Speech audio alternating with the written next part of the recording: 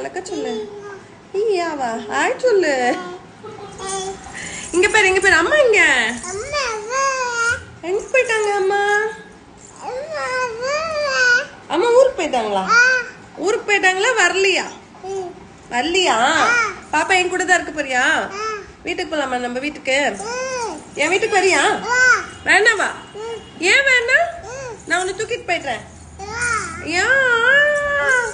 அம்மா சரி அம்மா வருவாங்க. சரி இங்க அம்மா கூட போலாம். எனக்கு இந்த பூ தரியா? பூ தலையில பூ இருக்கே, இந்த பூ இதோ இந்த பூ தரியா?